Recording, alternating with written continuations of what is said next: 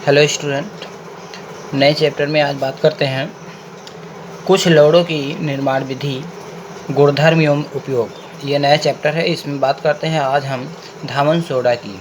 धावन soda washing soda, इसका रासायनिक नाम है सोडियम कार्बोनेट डेकाहाइड्रेट, जिसका रासायनिक सूत्र है अर्धसूत्र है Na2CO3 × 10H2O।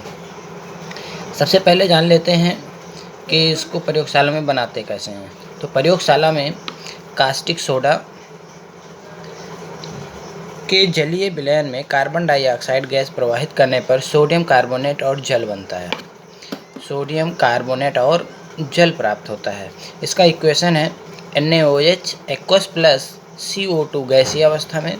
जब NaOH विलयन में जलीय विलयन में कार्बन डाइऑक्साइड गैस प्रवाहित करते हैं तो बनता है Na2CO3 और इसके साथ साथ बनता है जल H2O।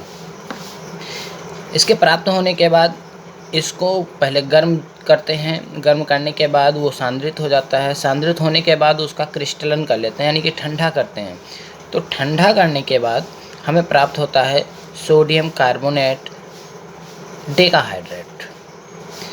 प्रयोगशाला विधि में बहुत ही ये आसान सा कॉन्सेप्ट है, लेकिन जब हम बड़े स्तर पर बात करते हैं तो इसको औद्योगिक विधि द्वारा निर्माण में लाया जाता है। यानी कि बड़े स्तर पर अगर आवश्यकता होगी तो उद्योगों में जिसका बनाने का निर्माण किया जाएगा। तो जब औद्योगिक विधि की बात करते हैं तो उसमें दो विधियाँ आती हैं। एक तो होती है ली ब्लांक विधि और दूसरी होती है साल्वे विधि। तो सबसे पहले हम देख लेते हैं ली ब्लांक विधि होती क्या है। तो ली ब्लांक विधि में 3 प्रोसेस हैं। पहला प्रोसेस है साल्ट केक, दूसरा है काली राख और तीसरा है काली राख से सोडियम कार्बोनेट को अलग करना। तो सबसे पहले अब साल्ट केक क्या होता है, कैसे बनेगा। तो सबसे पहले साल्ट केक के लिए देख लेते हैं NaCl सोडियम क्लोराइड यानी कि नमक के जलीय विलयन।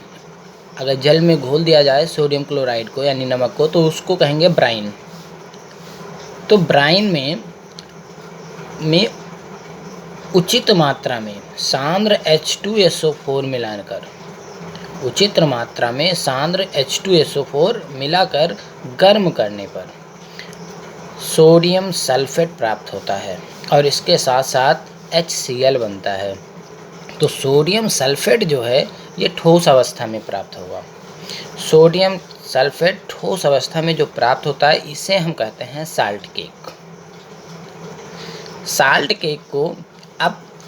केक तो प्राप्त हो गया। अब दूसरी बात आती है काली राख प्राप्त करना, काली राख बनाना। तो साल्ट केक जो है आपकी ठोस अवस्था में, तो इसको सबसे पहले तोड़ लेते हैं छोटे छोटे टुकड़ों में। उसके बाद कोक और चूना पत्थर के साथ यानी कि कैल्शियम कार्बोनेट के साथ क्रिया करा देते हैं। जब क्रिया कराते हैं तो ये क्रिया सबसे पहले साल्ट केक जो होता है वो कोक के साथ क्रिया करता है। कोक के साथ क्रिया करके सोडियम सल्फाइड बनाता है और कार्बन मोनोऑक्साइड गैस निकलती है। अब यहाँ पे सोडियम सल्फाइड प्राप्त हुआ। सोडियम सल्फाइड उसमें घुलित कैल्शियम कार्बोनेट के साथ क्रिया करता है और कैल्शियम सल्फाइड बनाता है तथा सोडियम कार्बोनेट बना देता है। यहाँ पर देख लेते हैं दोनों इक्वेशन में Na2S और Na2S ये दोनों अलग अलग साइड में है, तो इसको हम क्रॉस कर देते हैं। बचता क्या है Na2SO4 प्लस 4 कार्बन यानी कि कोक प्लस कैल्शियम कार्बोनेट। अब रिएक्शन के फलस्वरूप बनेगा calcium sulphide plus Na2CO3 plus 4 भाग कार्बन मोनोऑक्साइड। तो कार्बन मोनोऑक्साइड तो तुरंत निकल रहे हैं, इसके साथ साथ इसमें कैल्शियम सल्फाइड बच रहा है और हमें आवश्यकता होती है Na2CO3 की। ठीक, तो इसमें 2 चीज़ें घुली हुई हैं।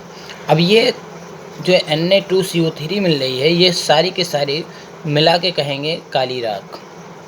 अब बात करते हैं तीसरा प्रोसेस, काली राख से सोडियम कार्बोनेट को अलग करना। तो इसके लिए कुछ नहीं, सबसे पहले बड़े टैंक में पानी लेते हैं और उसमें इस काली राख को घोल देते हैं। तो इसमें ये अशुद्धियाँ हो जाती हैं, कैल्शियम सल्फाइड की अशुद्धियाँ होती हैं, कुछ कैल्शियम कार्बोनेट की भी अशुद्धियाँ होंगी, कुछ अन्य अशुद्धियाँ भी होंगी। तो उसको हम करते क्या है, सबसे पहले अच्छे से मिलाते हैं, पानी में घोल लेते हैं खूब अच्छे से। उसके बाद उसे जब घोलते हैं तो सोडियम कार्बोनेट जो होता है वो पानी में घुल जाता है, लेकिन कैल्शियम सल्फाइड, कैल्शियम कार्बोनेट जो अशुद्धियाँ होती हैं वो पानी की तली में बैठ जाती हैं। तो इसको सबसे पहले हम छान लेते हैं। छानने के बाद इसे हम गर्म करके सांद्रित करते हैं। सांद्रित करने के बाद फिर इसका ठंडा करके क्रिस्टलन कर लिया जाता है। क्रिस्टलन करने के बाद Na2CO3 जो होता है वह Na2CO3 इंटू 10H2O में परिवर्तित हो जाता है, यानी कि सोडियम कार्बोनेट डेकाहाइड्रेट में परिवर्तित हो जाता है, और इससे हम आसानी से रख लेते हैं सही। इस प्रकार से ये प्रोसेस जो कहलाता है ली ब्लॉन्क विधि कहलाता है, और इसमें 3 प्रोसेस हुई। आपको तीनों समझ में आ गए होंगे। इसे कॉपी में नोट कर लेना और अगले टॉपिक के लिए नेक्स्ट टाइम। Thank you.